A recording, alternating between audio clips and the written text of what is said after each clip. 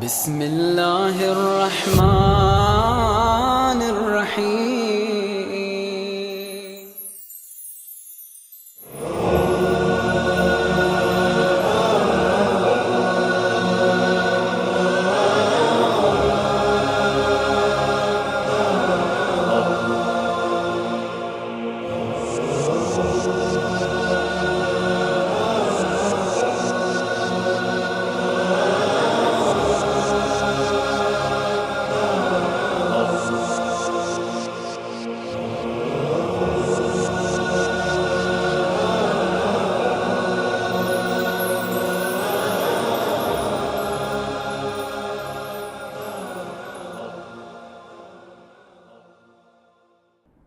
أعوذ بالله من الشيطان الرجيم. بسم الله الرحمن الرحيم وبه نستعين وصلى الله على سيدنا محمد وعلى آله الطيبين الطاهرين. رب اشرح لي صدري ويسر لي أمري واحلل عقدة من لساني يفقه قولي. اللهم كن لوليك الحجة بن الحسن صلواتك عليه وعلى آبائه في هذه الساعة وفي كل ساعة وليا وحافظا وقائدا وناصرا ودليلا وعينا حتى تسكنه أدك طوعا وتمتيه فيها طويلا برحمتك يا أرحم الراحمين. Au nom d'Allah, le tout miséricordieux, le très miséricordieux, paix et bénédiction sur le nom de ses créatures, le saint prophète Mohammed sallallahu alayhi wa sallam, ses saintes familles, ses vertueux compagnons, ceux ou celles qui suivront sa voie jusqu'au jour de la résurrection, que Dieu nous aide, qu'il fasse de nous des musulmans vertueux, qu'il nous guide sans cesse sur le droit chemin. Chers frères, chères sœurs, recevez la salutation de paix, de miséricorde qui est assalamu alaikum wa rahmatullahi wa barakatuh. Alors le sujet que en fait nous avions bien porté à votre connaissance aujourd'hui n'est rien d'autre que en fait ce qu'on appelle en arabe tulul amal, c'est-à-dire les longues aspirations ou les longs désirs. Les savants disent que la longue aspiration ou désir, n'est-ce pas, font partie des vices, n'est-ce pas, d'une mauvaise moralité. Et cette action éloigne, n'est-ce pas, l'être humain d'Allah subhanahu wa ta'ala et se rapproche, n'est-ce pas, de jour en jour, n'est-ce pas, où Satan, et que cela est néfaste et dangereux, n'est-ce pas, dans la vie d'un croyant et dans la vie d'un musulman. Ça, c'est en fait d'un. De deux, est que l'aspiration ou le désir en soi n'est pas mauvais. Car ce n'est pas seulement que n'est pas mauvais, c'est pas seulement que le désir n'est pas mauvais, mais est nécessaire, n'est-ce pas, pour l'avancée ou, n'est-ce pas, le devenir de l'être humain. C'est dans ce sens que le saint prophète Mohammed sallallahu alayhi wa sallam nous dit « Al-amalu rahmatun li ummati » et que le désir, l'aspiration est une miséricorde pour ma communauté. Voilà où l'amalu n'eût été, n'est-ce pas, l'existence de l'aspiration. Ma radi'at walidatun waladaha, une mère, n'est-ce pas, n'aurait pas donné, n'est-ce pas, de lait à son enfant, n'aurait pas allaité son enfant, wala gharasa gharisun shajara, et personne n'aurait fait, n'est-ce pas, cultiver ou n'aurait fait, n'est-ce pas, la culture. Parce que la mère, quand elle donne le lait à son enfant, quand elle allaite son enfant, elle a l'espoir que cet enfant va vivre longtemps, n'est-ce pas, va être un être demain. Mais si la maman se dit que une minute, une seconde ou 2 minutes après, l'enfant mourra, alors à quoi bon, n'est-ce pas, donner du lait à son enfant? Quand bien même qu'on constate des mères, quand l'enfant naît, quelques minutes après l'enfant, n'est-ce pas, décède. Oui, c'est cela. Mais c'est parce que l'être humain a en fait ce désir, cet espoir, cette aspiration que l'enfant serait, n'est-ce pas, quelqu'un, ou bien lorsque celui-là même qui va cultiver il s'est dit que j'ai l'espoir que je pourrais, n'est-ce pas, faire un bon culture. Voilà ce qui, n'est-ce pas, l'amène à faire, n'est-ce pas, la culture. Sinon, pourquoi est-ce que cultiver, sachant bien même que cela ne va pas en fait donner. Pourquoi nous disons cela? Parce que c'est l'espoir qui amène l'être humain à cela. C'est dans ce sens-là qu'il a été dit que l'espoir fait vivre. Donc, l'espoir fait vivre. Donc, le saint prophète Mohammed sallallahu alayhi wa sallam, dans un hadith célèbre, dit Al-amalu rahmatun li ummati, que l'espoir, n'est-ce pas, est en fait une miséricorde pour ma communauté. Wala ulal amalu, nititi, n'est-ce pas, l'espoir, ma radiat walidatun waladaha, une mère n'aurait donné à allaiter, n'est-ce pas, à son enfant. Wala gharasa gharisun shajaraha, personne, n'est-ce pas, aurait fait la culture.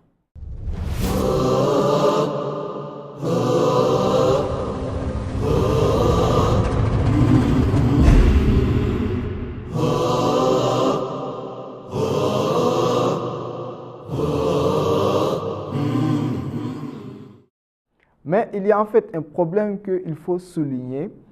Ici, le sujet n'est pas en fait le désir ou l'aspiration. Car comme vous le savez, l'aspiration en tant que telle est quelque chose de bien et positif. Mais lorsque il y aura excès, comme vous le savez, il était dit que l'excès nuit. Et en toute chose, l'excès nuit. C'est un adage qui dit que l'excès en fait nuit. Donc ici, notre objectif, c'est en fait de parler de l'aspiration ou bien du désir qui est en fait excessif.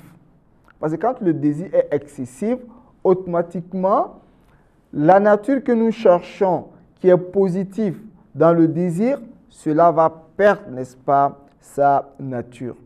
Donc, le désir, l'aspiration en tant que telle est positif. Mais l'aspiration, le désir devient néfaste, devient négatif lorsque l'être humain va faire, n'est-ce pas, d'excès. Alors qu'Allah subhanahu wa ta'ala nous en éloigne, n'est-ce pas, de l'excès.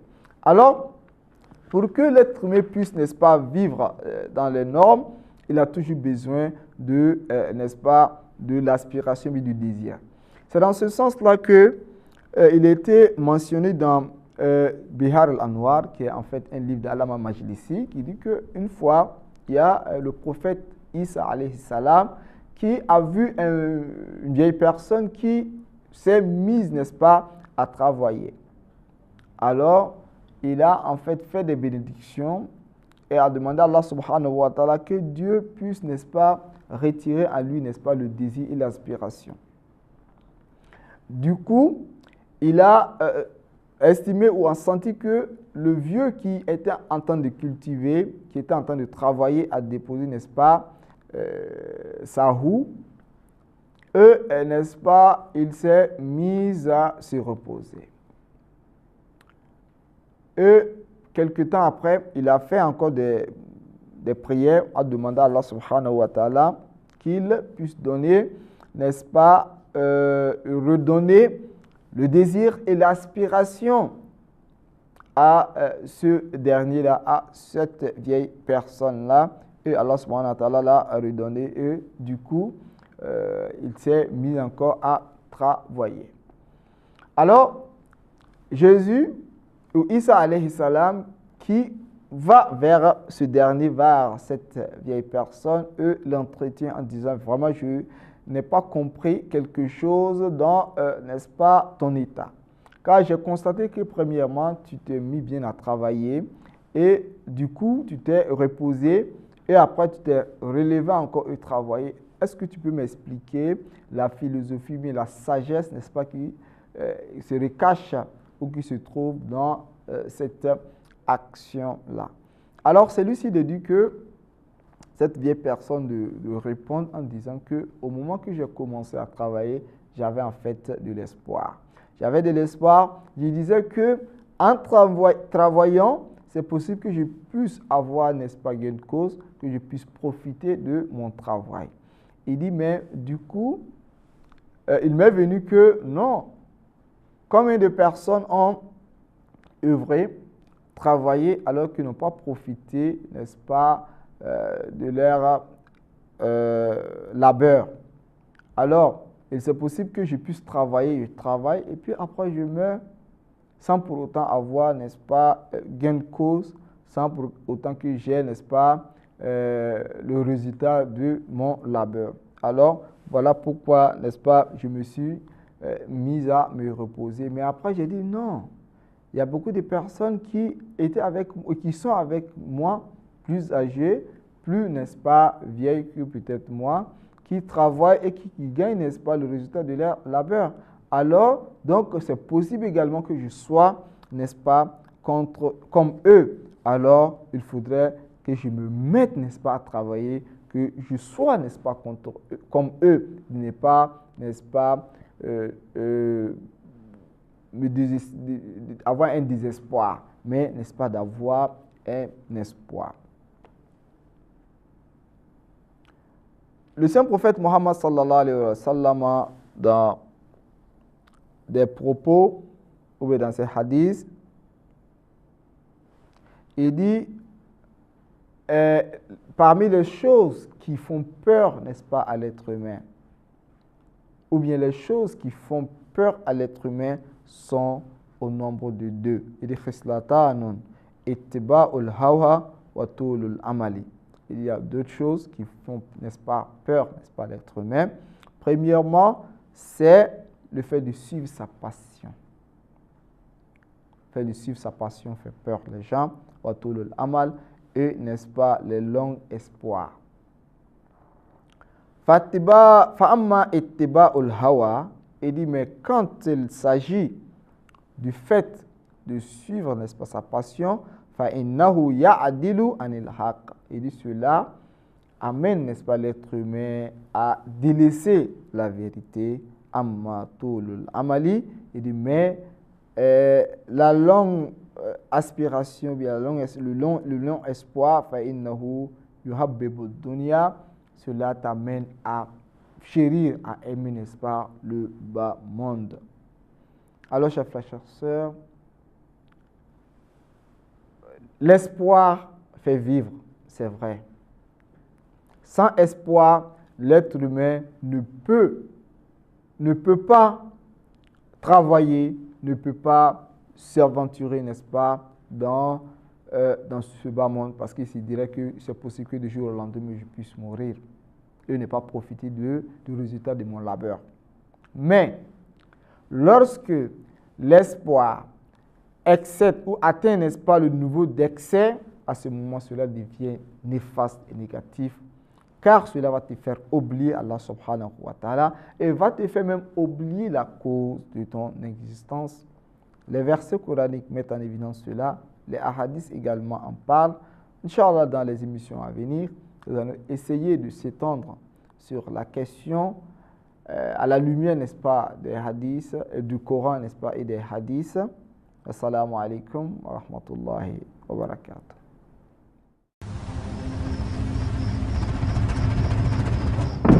لا إله إلا الله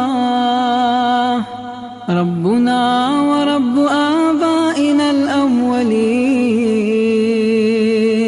لا إله إلا الله